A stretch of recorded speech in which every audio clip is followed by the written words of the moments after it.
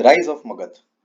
तो अगर हम देखें 500 से 600 बीसी के आसपास जो 16 महाजनपद हुआ करते थे, उनमें से मगध नाम का एक राज्य था जो बाद में सबसे ताकतवर और शक्तिशाली निकलकर उभर कर आता है। और ये साम्राज्य इतना विकसित हो जाता है कि मौर्य एम्पायर अंत में, जो आपको मैप में दिख रहा है, इतना आगे तक पहुंच जाता है। हेलो एवरीवन, वेलकम टू स्वर्ण लोक। तो आज हम देखेंगे राइज ऑफ मगध। सबसे पहले मैं आपको दिखाना चाहता हूँ कैसे इस वीडियो के माध्यम से। ये देखिए मगध पहले कैसा था, छोटा सा एक राजगिरी के आसपास। फिर अजात शत्रु शिशुनाग डायनेस्टी, उसके बाद नंद डायनेस्टी आई, फिर चंद्रगुप्त मौर्य की स्टार्टिंग होती है। और कैसे ये चंद्रगुप्त मौर्य के समय में पूरा फैलता है देश में, और फिर अशोक के टाइम पे सबसे ऊपर निकल जाता है। तो यही जानेंगे हम कैसे कैसे स्टार्टिंग होती है, कौन कौन सी डायनेस्टीज आती हैं, कौन कौन से किंग्स आते हैं, और फाइनली मौर्य डायनेस्टी कैसे स्टैब्लिश होती है पूरे कंट्री में, जो फर्स्ट डायनेस्टी एक तरह से इंडिया की हम कह सकते हैं, वो स्थापित हो जाती है। तो सबसे पहले अगर देखें तो जो चार महाजनपद थे, जिनका नाम था मगध, कोसल, अवंती और वत्स, ये चार बेसिकली फाइनली 16 जनपदों में से सबसे ताकतवर निकलते हैं। इनमें आपस में लड़ाई होती रही सुप्रीमेसी के लिए, कौन ज्यादा ताकतवर है, कौन डोमिनेट करेगा पूरे इंडिया को। ये सब इनमें फाइटिंग होती रही।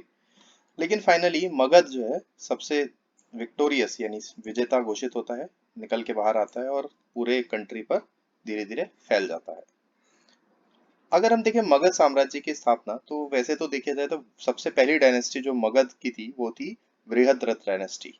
तो एक तरह से बृहद्रथ जो है उनके इसके संस्थापक कहे जा सकते हैं। लेकिन जो एक्चुअल पावर जब इनकी एक्सपैंड होती है, जो फाइनली ये ग्रो करते हैं, वो स्टार्ट होता है आपका बिम्बिसार के टाइम पे। और ये सबसे पहली शासक थे हर्यंक डायनेस्टी के, जो बेसिकली इन्हीं ने सबसे ज्यादा क्या करा, कॉन्क्वेस्ट किया, यानी कि जीते आसपास के राज्य और फैलाया मगध साम्राज्य को। ठीक है।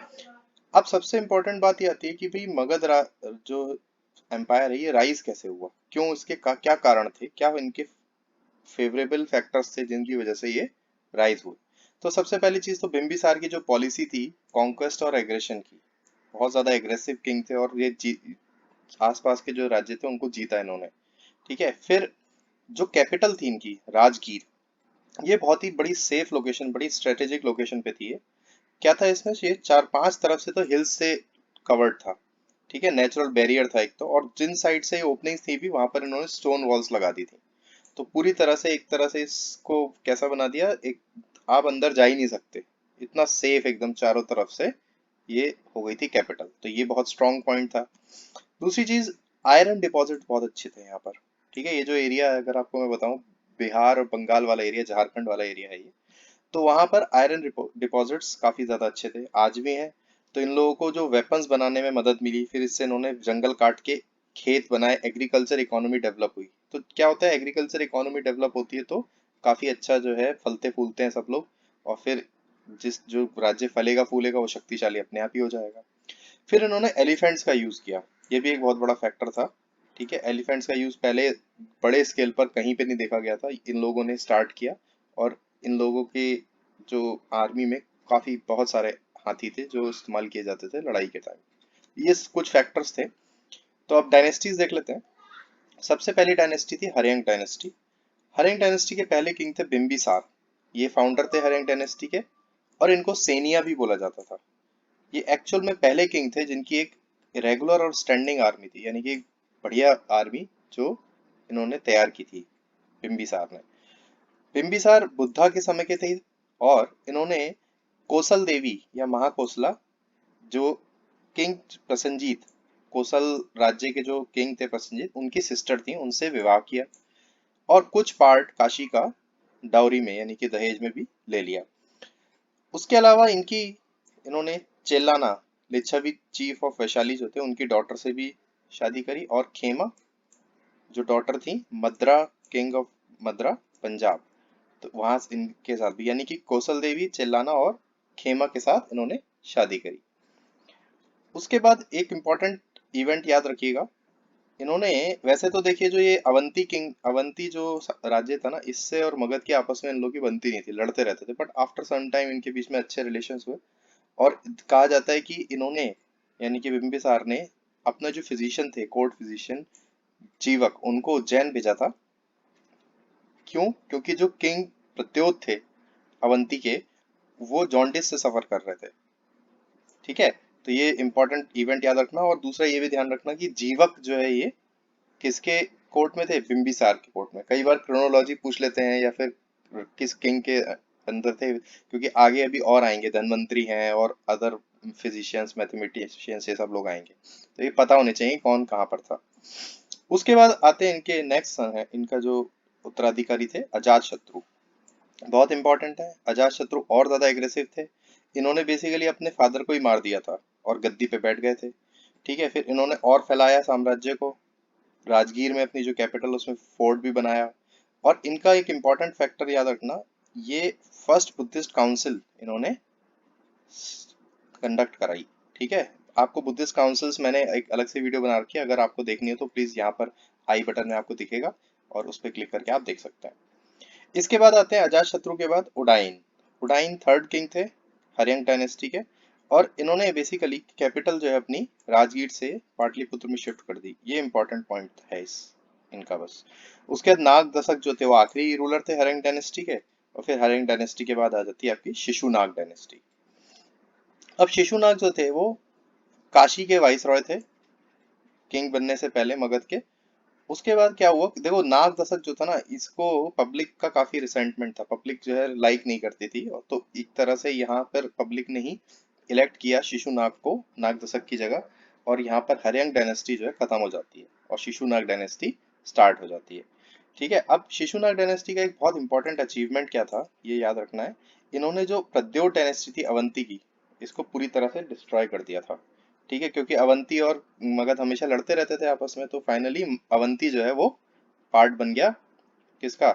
शिशुनाग डायनेस्टी, ये अपना मगध का पार्ट बन गया।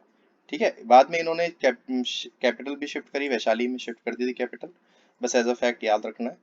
फिर कालाशोक आए। कालाशोक जो थे शिशुनाग के सन थे, और इनको काकावर्ना के नाम से भी जाना जाता है, ये भी पूछ लेते हैं अक्सर एग्जाम में। कालाशोक ने कैपिटल को पाटलिपुत्र में शिफ्ट कर दिया। ठीक है, अब इससे पहले उदायन ने पाटलिपुत्र शिफ्ट किया था, और यहाँ पर कालाशोक ने भी पाटलिपुत्र शिफ्ट किया है। ठीक है, उसके लिए ध्यान रखना है आपको ये बातें। फिर शिशुनाग जो है ये ठीक है, कालाशोक आया था। अब कालाशोक भी इंपॉर्टेंट क्यों है भाई? Again Buddhist council, second Buddhist council जो थी वो 100 साल बाद गौतम बुद्धा की मृत्यु के इन्होंने करवाई थी। कहाँ पर? वैशाली में। इस बात को याद रखना है, तो आप वो मेरी वीडियो अगर देख लेंगे बुद्धिस्ट काउंसिल की, तो आपको याद हो जाएगा। 4 बुद्धिस्ट काउंसिल थी, उनमें से दूसरी जो थी वो कालाशोक ने करवाई थी। लास्ट किंग थे इस डायनेस्टी के महानंदिन। ठीक है, शिशुनाग डायनेस्टी के। और इसके बाद आते हैं नंद डायनेस्टी पे। तो महापद्मानंद जो थे बेसिकली इन्होंने, ये महापद्मिन को बोला जाता है, इनके ये अवैध पुत्र थे, या कह लीजिए कि शूद्र एक महिला थी उनसे पुत्र थे। तो इन्होंने, महापद्मानंद ने इनको मार दिया था और गद्दी पर बैठ गए थे, तो नंद डायनेस्टी स्टैब्लिश हो जाती है उसके बाद। ठीक है, अब इनके नाम इंपॉर्टेंट है। महापद्मानंद को क्या बोला जाता है? सर्वाक्षत्रांतक, destroyer of all Kshatriyas. Actually ये इनको बोला जाता था कि एक लोअर कास्ट से पहले, मतलब कहीं ना कहीं यहीं से स्टार्टिंग हुई कि लोअर कास्ट का किंग जो है वो डायनेस्टी पे बैठे थे, तो और इनका क्षत्रियों के प्रति थोड़ा रूड बिहेवियर रहता था। इसकी वजह से आगे चल के हम देखेंगे कि कहीं ना कहीं धनानंद के टाइम पे भी ऐसा ही होता था। तो इनके अगेंस्ट पब्लिक में एक क्षत्रिय जो इनके कई सारे एनिमीज बन जाते हैं। ठीक है, उसी का फायदा उठाते हैं फिर मौर्य, चंद्रगुप्त मौर्य और चाणक्य, और फिर फाइनली जो है मौर्य वंश की स्थापना हो जाती है। तो महापद्मानंद का नाम सर्वाक्षंत्र शत्रांतक और उग्रसेन भी इनका नाम था। ठीक है, क्योंकि काफी एग्रेसिव इनकी बहुत बड़ी सेना थी, मतलब इतनी खतरनाक सेना थी, और ये लोग काफी रिच हुआ करते थे, और काफी बड़ी सेना, बड़ी ताकतवर नंद डायनेस्टी थी ये। ठीक है, एक नाम और था इनका, एक रथ, द सोल मोनार्च। ठीक है, ये तीनों नाम आपको याद रखने हैं। अब इसके बाद आता है धनानंद। धनानंद थे, तो धनानंद आखिरी रूलर थे, इन्हीं को चंद्रगुप्त मौर्य ने हराया था और इनको हटा के मौर्य वंश की स्थापना की थी। तो ये लास्ट रूलर थे, और ये भी काफी ज्यादा स्ट्रांग रूलर थे, लेकिन काफी अनपॉपुलर हो चुके थे ये। पब्लिक जो है इनको लाइक नहीं करती थी, क्योंकि ये काफी ज्यादा टैक्सेस जो लेते थे वो काफी, मतलब कट्टर तरीके से, काफी दबाव, ऑपरेसिव इनका तरीका था। तो पब्लिक इसको लाइक नहीं करती थी। दूसरा, शूद्र ओरिजिन के थे, ठीक है, ये भी माना जाता था। काफी एंटी क्षत्रिय पॉलिसीज थी इनकी, जिसकी वजह से जो है कई सारे एनिमीज बन गए इनके, ठीक है। ये बात ध्यान रखना है। अब इसमें इंपॉर्टेंट फैक्टर, भाई स्टार मार्क कर लो इसको। अलेक्जेंडर जो था वो किसके शासनकाल में आया था, एक क्वेश्चन पूछा जाता है, तो धनानंद के शासनकाल में, लगभग 326 बीसी के आसपास, ठीक है। इस बात को ध्यान रखना है, बिल्कुल क्लियर, ठीक है। धनानंद के शासनकाल में अलेक्जेंडर आया था, सिकंदर इन्हीं के शासनकाल में आया था। चंद्रगुप्त मौर्य ने इनको हटा दिया और फिर मौर्य वंश की स्थापना कर दी। तो इसके आगे मौर्य वंश जो है वो हम अलग से देखेंगे एक वीडियो में, वो मैं आपको ला कर दे दूंगा, वीडियो अभी आ जाएगी कुछ दिनों में। तो प्लीज अगर आपको ये वीडियो अच्छी लगी हो तो प्लीज लाइक शेयर और सब्सक्राइब जरूर कीजिएगा। Thank you very much.